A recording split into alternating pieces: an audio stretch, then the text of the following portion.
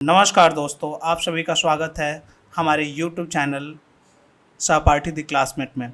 आज के इस वीडियो में हम लोग दिल्ली ऑर्डिनेंस 2023 के बारे में जानेंगे। क्या ये ओवर यूज ऑफ ऑर्डिनेंस है? क्या जो सरकार है ऑर्डिनेंस का ओवर यूज करती है बिना काम का? जहाँ ज़रूरत नहीं वहाँ भी ऑर्डिनेंस ला दी जा रही है। आखिर ऑर्डिनेंस होता क्या है, इसका कब यूज किया जाता है, इन सारी चीज़ों के बारे में आज के इस वीडियो में हम लोग डिटेल में जानेंगे।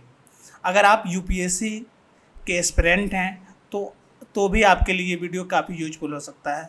और एज अ जनरल नॉलेज भी ऑर्डिनेंस क्या होता है, ऑर्डिनेंस किस किस परिस्थिति में लाया जा सकता है, उन सारे चीज़ों के बारे में हम लोग आज के इस वीडियो में जानेंगे।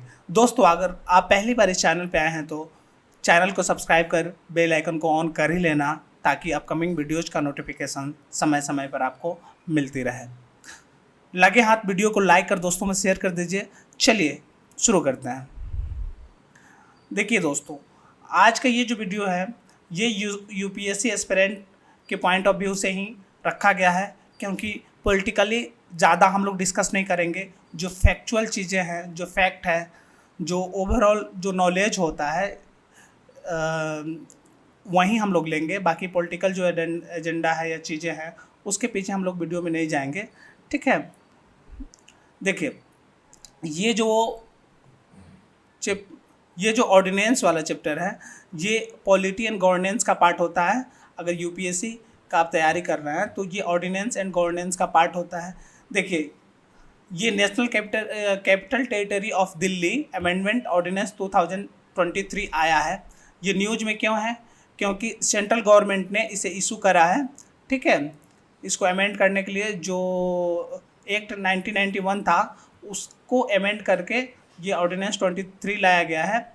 और इसके साथ ही और ये न्यूज़ में क्यों है? क्योंकि अभी कुछ दिन पहले जो सुप्रीम कोर्ट है हमारा इंडियन सुप्रीम कोर्ट, उन्होंने इसके पहले जो सेंट्रल गवर्नमेंट ऑर्डिनेंस लाए थे उसको नलीफाई कर दिया था। क्योंकि आप सभी को पता ही होगा कि जो दिल्ली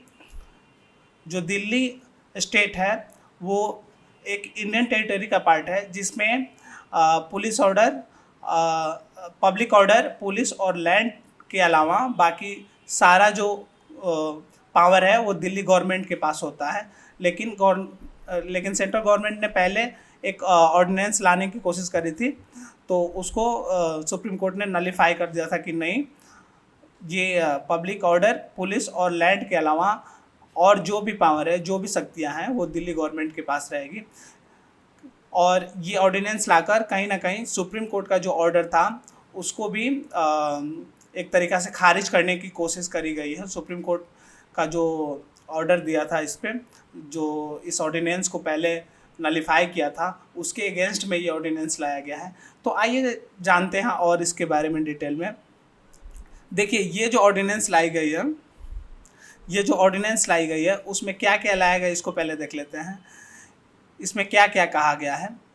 इसमें ये कहा गया है कि ये ऑर्डिनेंस में स्पेशली ये कहा गया है कि दिल्ली लेजिस्लेटिव असेंबली है उसके पास पावर नहीं रहेगा किस सब्जेक्ट पे? जो सर्विस का सब्जेक्ट है, जो स्टेट लिस्ट में आता है, उसका पावर दिल्ली लेजिस्लेटिव असेंबली के पास नहीं रहेगा, ठीक है। दूसरा मैटर यह है कि जो सर्विस का मैटर है, ठीक है, इंक्लूडिंग अपॉइंटमेंट, ट्रांसफ़र, ठीक है, वो और विजिलेंस के बारे में वो दिल्ली गवर्नमेंट के एम्प्लॉय के वो पावर सेंटर के पास चला जाएगा। एलजी और एक कमेटी बनाई गई है जिसे एनसीसीएसए या national capital civil services authority जो बनाई गई है उसके पास चला जाएगा। एक न्यू स्टैट्यूटरी बॉडी क्रिएट करा गया है जो एलजी के रिकमेंडेशन पे वर्क करेगी। वहीं ट्रांसफ़र, पोस्टिंग और विजिलेंस से रिलेटेड जो भी मैटर होगा ये कमेटी जो है एनसीसीएसए एलजी के रिकमेंडेशन पे वर्क करेगी। ऐसा कुछ इसमें लाया गया है। इसमें ये भी बोला गया है कि एनसीसीएस जो है वो चीफ मिनिस्टर जो सीएम है, चीफ मिनिस्टर सीएम है, वो इसके चेयरपर्सन होंगे इस अथॉरिटी के। साथ में एक चीफ सेक्रेटरी और प्रिंसिपल सेक्रेटरी होंगे जो होम डिपार्टमेंट के होंगे। यानी इसमें जो ये जो दोनों होंगे यानी चीफ सेक्रेटरी और चीफ प्रिंसिपल सेक्रेटरी, इसका अपॉइंटमेंट कौन करेगा? इसका अपॉइंटमेंट सेंट्रल करेगा, यानी central government will appoint both principal secretary and chief secretary. और ये कहा गया है कि जो मेजॉरिटी वोट होगा उसके ही डिसीजन पे वही डिसाइड करेगा कि वही डिसीजन ले पाएगा, यानी मेजॉरिटी वोट के बेस पे डिसीजन लिया जाएगा किसी मैटर में, सर्विस के मैटर में। तो देखिए सेंटर ने अपॉइंटमेंट ये प्रिंसिपल सेक्रेटरी और चीफ सेक्रेटरी का करा, यानी ऑलरेडी दो पोस्ट है वो सेंटर कर रहा है, ठीक है। और एक पोस्ट जो है जिसको क्या बोला गया, ये चेयरपर्सन, वो स्टेट के सीएम होंगे, यानी एक पोस्ट ही स्टेट के पास है। तो देखा जाए तो ऑलरेडी 2 मेजोरिटी जो है वो सेंटर के पास है। तो एक तरीक़ा से ये मेजोरिटी से जो निर्णय लेने की बात कही गई है, तो एक तरीक़ा से देखा जाए तो ये पूरे सेंटर के पास चला जाता है, यानी सेंटर जो चाहे वहीं करेगा इस मैटर में। यानी ये ट्रांसफ़र वाला जो मैटर है या अपॉइंटमेंट वाला या विजिलेंस वाला, ये एक तरीक़ा से देखा जाए तो जो सर्विसेज का पूरा पावर है वो सेंट्रल अपने पास इस ऑर्डिनेंस के थ्रू लेना चाह रही है। जबकि अभी कुछ दिन पहले जब सुप्रीम कोर्ट का निर्णय आया था तो उसने इसको नलिफाई कर दिया था। कहीं ना कहीं सुप्रीम कोर्ट ने इस ऑर्डिनेंस को लाकर सेंट्रल ने इस ऑर्डिनेंस को लाकर सुप्रीम पावर का जो डिसीजन था उसको नलिफाई करने का प्रयास करा है, यानी जो सुप्रीम कोर्ट के डिसीजन था उसको ओवरलैप यहाँ पे ये ऑर्डिनेंस कर रही है। अब देखिए यहाँ पे क्या है, power of lieutenant governor, LG का पावर के बारे में यहाँ पे इस पे बात किया गया है। इसमें बोला जा रहा है कि जब भी कोई प्रॉब्लम होता है एलजी और क्या बोला जाता है, इस कमेटी के बीच में जब भी कुछ कोई डिस्प्यूट हुआ या कोई ऐसा प्रॉब्लम आता है तो सुप्रीम किसको माना जाएगा? जो एलजी का पावर होगा उसी को सुप्रीम माना जाएगा। देखिए यहाँ पे LG decision will be final, LG का डिसीजन जो होगा वो फाइनल होगा इन case of a difference of opinion between him and authority. तो यहाँ पे एलजी को सबसे ज़्यादा पावर दे दिया गया है कि जब भी कमेटी का और एलजी के बीच में जब भी कोई मतभेद होगा तो फाइनल जो डिसीजन होगा वो एलजी के पास चला जाएगा। तो देखिए ये कुछ इस ऑर्डिनेंस में लाया गया है, जो क्या बोला जाता है, दिल्ली ऑर्डिनेंस 2023 है, इसको लाया गया है। जबकि जो दिल्ली सरकार है उनका कहना है कि ये फेडरल सिस्टम के अगेंस्ट में है, पावर ऑफ सेपरेशन के अगेंस्ट में है।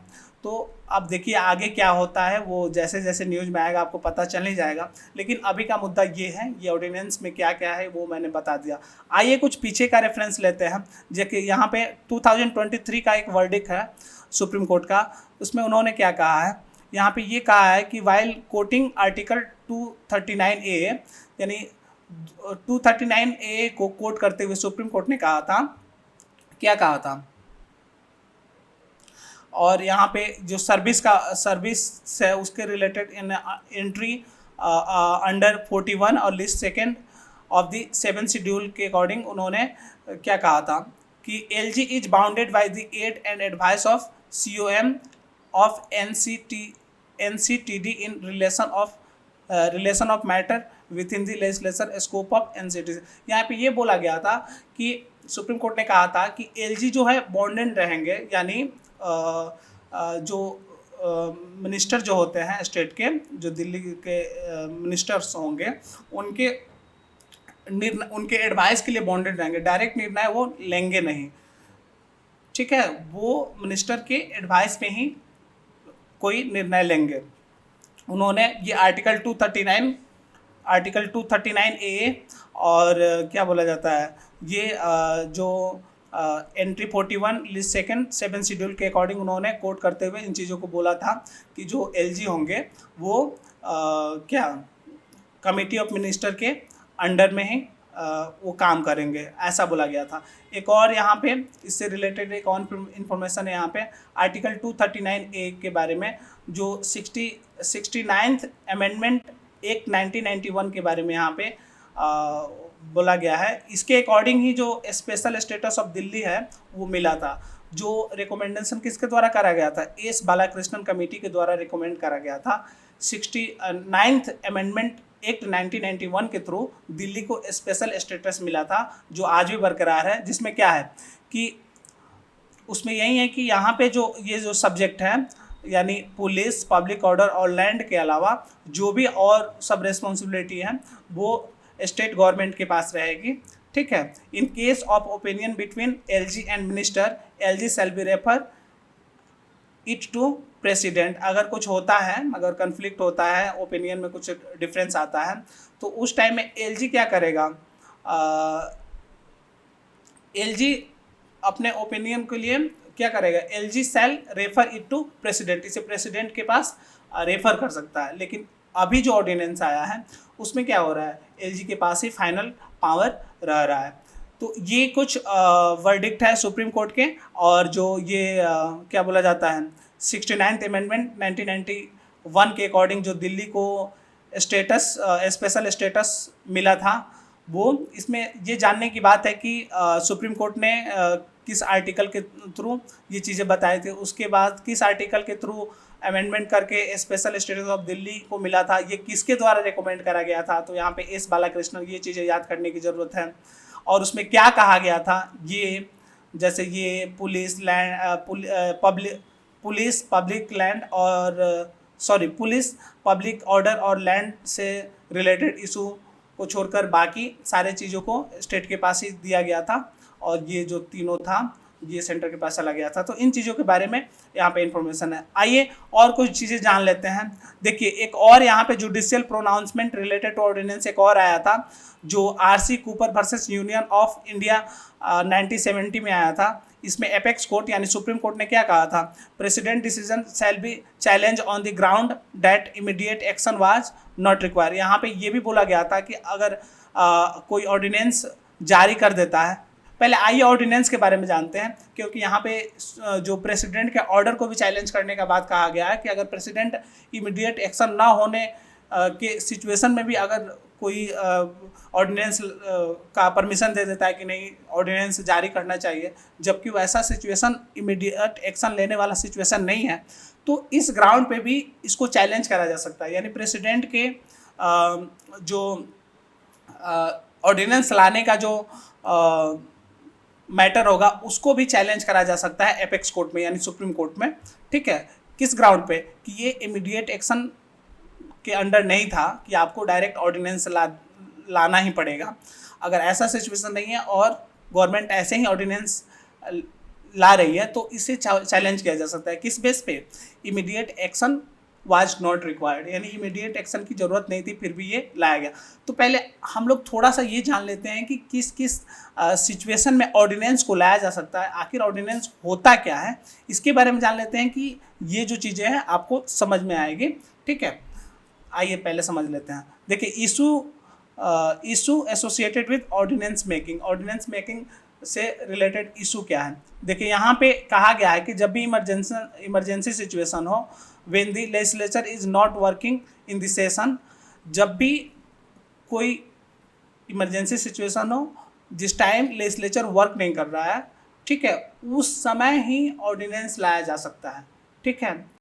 क्योंकि क्या होता है कि ऑर्डिनेंस को ऐसे ही बिना काम के नहीं लाया जाता, क्योंकि माना जाता है कि ऑर्डिनेंस को लाना principle of separation of power के अगेंस्ट में माना जाता है।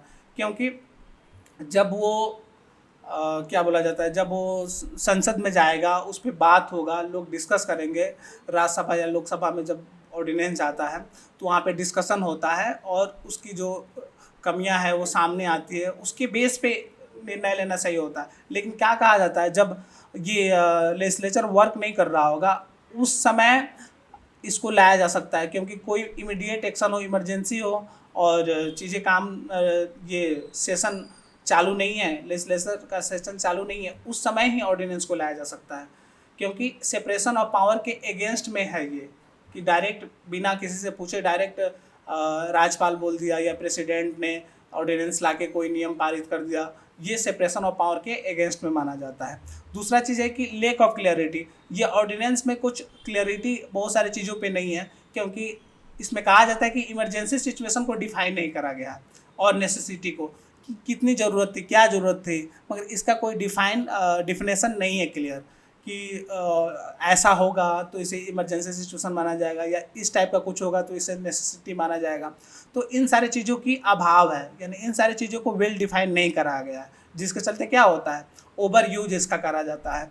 सेंट्रल गवर्नमेंट इसका ओवर यूज करती है या कभी कभी किसी सिचुएशन में स्टेट गवर्नमेंट भी इसका ओवर यूज कर लेती है, मगर बाईपास कर देती है जो लेजिस्लेचर है उसको, मगर बिना उस पर डिस्कशन करे, डिबेट करे, डायरेक्ट ऑर्डिनेंस ला देती है। तो इसमें ये भी एक प्रॉब्लम है कि यहाँ पे इमरजेंसी सिचुएशन और नेसेसिटी को वेल डिफाइन, अच्छा से डिफाइन नहीं करा गया है। ठीक है, यहाँ पे ये लेक ऑफ क्लियरिटी के बारे में, what constitute emergency situation necessity as a ground to bypass the ordinance, तो ये यहाँ पे बोल रहा है। यहाँ पे अकाउंटेबिलिटी के बारे में बात हो रहा है कि ordinance bypass the legislature scrutiny thus hamper the basic function of parliament. क्या होता है कि अकाउंटेबिलिटी की यहाँ पे कमी हो जाती है, क्योंकि ये ऑर्डिनेंस है, ये लेजिस्लेचर स्क्रूटनी को बाईपास कर देता है, जिसके चलते ये बेसिक फंक्शन ऑफ पार्लियामेंट को बाईपास करके ये लाया जाता है, जिसके चलते इसमें अकाउंटेबिलिटी की भी थोड़ी सी रिस्पॉन्सिबिलिटी कम हो जाती है। क्योंकि अकाउंटेबिलिटी होनी चाहिए कि अगर हम इस चीज़ को ला रहे हैं, कि नियम कानून को ला रहे हैं, तो हमारा क्या अकाउंटेबिलिटी है, क्या रिस्पॉन्सिबिलिटी है, क्या जिम्मेवारी है, इसको ये कहाँ तक सही है, इस पर डिस्कशन तो होना ज़रूरी है, लोगों के बीच लाना ज़रूरी है। जबकि यहाँ पे इमरजेंसी सिचुएशन और नेसेसिटी को डिफाइन ही नहीं करा गया है। अब आइए यहाँ पे सेंटर स्टेट रिलेशन जो होता है उसके बीच में क्या होता है, एक कन्फ्लिक्ट हो जाता है। ठीक है, क्योंकि पावर है सेंट्रल और स्टेट दोनों में डिवाइड होता है, यानी सेपरेशन ऑफ पावर पे वर्क करता है हमारा कंट्री, फेडरल स्ट्रक्चर है। यहाँ पे दोनों से पूछना जरूरी है। मान लिया कि दिल्ली में ऑर्डिनेंस लाके कोई नियम पारित कर दिया गया, तो यहाँ पे दिल्ली स्टेट का जो लेजिस्लेचर है उससे भी तो बात करनी चाहिए थी। ठीक है, तो इसके चलते क्या होता है कि ये सेंट्रल स्टेट के बीच का जो रिलेशन है उसमें भी थोड़ा सा प्रॉब्लम आता है, दोनों एक दूसरे पे ब्लेम करते हैं, या थोड़ा सा रिलेशन जो है वो कंटेंशन हो जाता है दोनों के बीच, ये यहाँ पे कहा गया है। अभी भी ऐसा ही सिचुएशन है, आप देखेंगे न्यूज़ अगर देख रहे होंगे तो आपको पता चल रहा होगा कि जैसे इसको ये ऑर्डिनेंस लाया गया, केजरीवाल ने बोला कि नहीं ये ऑर्डिनेंस नहीं टिकेगा, जैसे सुप्रीम कोर्ट खुलता है या ये सेशन चालू होता है लेजिस्लेचर का, ये पास नहीं करेगा, हम लोग इस पर आवाज़ उठाएंगे, चीज़ें करेंगे। तो ये चीज़ें हैं, तो ये सारी चीज़ें आपको समझ में आ रहा होगा दोस्तों। तो देखिए यहीं वहाँ पे ये जो हम लोग judicial pronouncements related to ordinance यहाँ पे पढ़ रहे थे, तो एपेक्स कोर्ट, यानी एपेक्स कोर्ट का मतलब होता है सुप्रीम कोर्ट दोस्तों।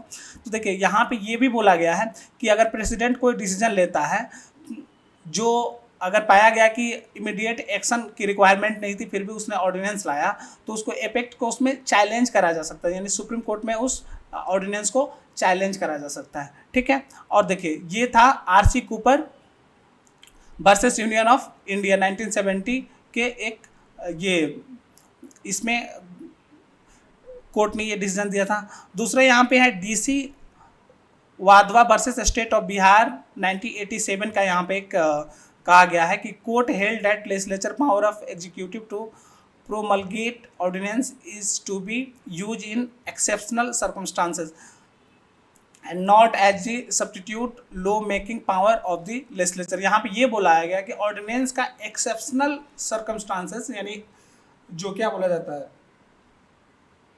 यानी एक्सेप्शनल जब परिस्थिति होगी, ठीक है, उसी समय इस चीज़ का यूज करा जाएगा ऑर्डिनेंस का, ऐसे नहीं कि एज अ पावर मेकिंग करने के लिए एज अ सब्स्टिट्यूट के रूप में इसका यूज नहीं करा जाएगा कि ऑर्डिनेंस लाओ, कोई नियम लागू कर दो, तो एज अ सब्स्टिट्यूट यूज नहीं करा जाएगा। इसका यूज तभी करा जाएगा जब एक्सेप्शनल सर्कमस्टांसेस हो, जो यहाँ पे इमरजेंसी और नेसेसिटी का जो सिचुएशन हो उस टाइम में, जबकि यहाँ पे क्लियरली डिफाइन नहीं करा गया है कि इमरजेंसी सिचुएशन क्या होता है, नेसेसिटी क्या होता है। खैर ये है। और एक यहाँ पे Krishna Kumar Singh versus state of Bihar 1994 का है। इसमें कोर्ट ने क्या कहा था कि satisfaction of the president under the article 123 and governor under article 213 while issuing an ordinance is not immune from judicial review। यहाँ पे ये बोल रहा है कि जो प्रेसिडेंट का जो पावर है आर्टिकल 123 यानी 123 अनुच्छेद 123 के थ्रू जो प्रेसिडेंट को पावर मिलता है कि ऑर्डिनेंस को उनके थ्रू लाया जा सकता है, या गवर्नर को जो आर्टिकल 213 यानी 213 अनुच्छेद 213 के अकॉर्डिंग जो पावर दिया गया है, तो वो जो है ये नहीं है कि वो जुडिशियल रिव्यू उसका नहीं हो सकता, उसका भी जुडिशियल रिव्यू करा जा सकता है। जब भी पता चले कि ये जो एक्शन है इमीडिएट एक्शन की ज़रूरत नहीं थी और ऑर्डिनेंस ला दिया गया है, तो ये जो प्रेसिडेंट का जो पावर है आर्टिकल 123 के थ्रू जो मिला है, या गवर्नर का जो पावर है आर्टिकल 213 के थ्रू जो मिला है, उस दोनों को जुडिशियल रिव्यू के अंडर वो आता है, जुडिशियल रिव्यू के बाहर उन चीज़ों को नहीं देखा जा सकता। आइए नेक्स्ट चीज़ें देख लेते हैं। अब यहाँ पे ये बात हो रहा है कि यहाँ पे दोस्तों ordinance making power of president and governor, यानी ordinance making power of president और गवर्नर के बारे में हम लोग यहाँ पे देखेंगे। देखिए ऑर्डिनेंस का मतलब क्या होता है। अभी हमने बात करा कि जब स्टेट और या सेंट्रल गवर्नमेंट के अप्रूवल के बिना, ठीक है, जो लेजिस्लेचर होता है उसके अप्रूवल के बिना अगर कोई लॉ को प्रोमुलगेट कर दिया जाता है तो उसे ऑर्डिनेंस कहा जाता है। यानी बिना किसी लेजिस्लेचर में उस चीज़ को ले गए, ठीक है, चाहे वो सेंट्रल करे या स्टेट करे, अगर किसी नियम को पारित कर दिया जाता है तो उसे ऑर्डिनेंस कहा जाता है, ठीक है। अब देखिए दूसरा यहाँ पे कि power to promulgate the ordinance is vested in the Indian Constitution Act 1861, यानी ये जो ऑर्डिनेंस का है इसका पावर जो 1861 का जो एक्ट है उसके थ्रू आया है। गवर्नमेंट ऑफ इंडिया एक्ट 1901 और गवर्नमेंट ऑफ इंडिया एक्ट 1935, यानी 1861, 1909 और ये 1935 के एक्ट के थ्रू ये ऑर्डिनेंस को लाया गया था कि ऑर्डिनेंस ऐसे वर्क करेगा, ऐसे सिचुएशन में आएगा। तो ये 1861 से ही ये आ रहा है और ये चला आ रहा है उसी समय से। अब देखिए ordinance is listed under article 123। अभी मैंने बात कहा कि आर्टिकल जो 123 है इसके थ्रू प्रेसिडेंट को पावर है, और जो आर्टिकल 213 है, आर्टिकल 213 है, उसके अकॉर्डिंग ये गवर्नर को पावर दिया जाता है। ऑर्डिनेंस लाने का पावर इसके पास है किसी इमरजेंसी या नेसेसिटी के सिचुएशन में, ठीक है। तो ये है और कुछ चीज़ें हैं जिसके बारे में जानने की ज़रूरत है। क्या है कि वैलिड ये सिर्फ 6 वीक के लिए ही वैलिड हो सकता है, यानी 6 सप्ताह के लिए वैलिड होता है जब तक नेक्स्ट सेशन शुरू नहीं होता है, ठीक है। और इसमें क्या होता है कि जब दोनों हाउसेस हैं, ठीक है, अगर उसमें डेट का डिफरेंस होता है तो जो लास्ट का जो डेट होता है उसको कंसिडर करा जाता है। अब देखिए इसमें क्या है कि ये इलेप्स भी कर जाता है। कब इलेप्स करता है?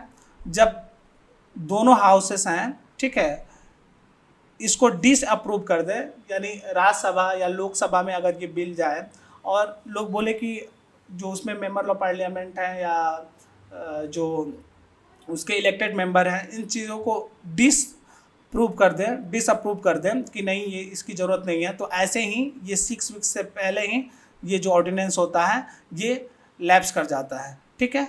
ये प्रावधान है, ठीक है दोस्तों।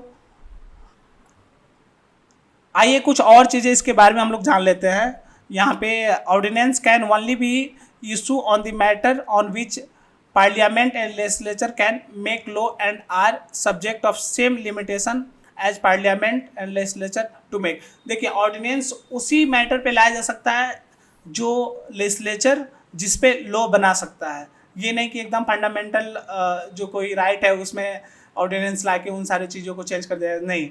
यहाँ पे उसी कानून में चेंज करा जा सकता है जो लेजिस्लेचर में जिस कानून को बनाया जा सकता है, जिस लॉ को बनाया जा सकता है, उसी सब्जेक्ट में ये ऑर्डिनेंस लाया जा सकता है। उसके अलावा किसी दूसरे सब्जेक्ट में ऑर्डिनेंस नहीं लाया जा सकता।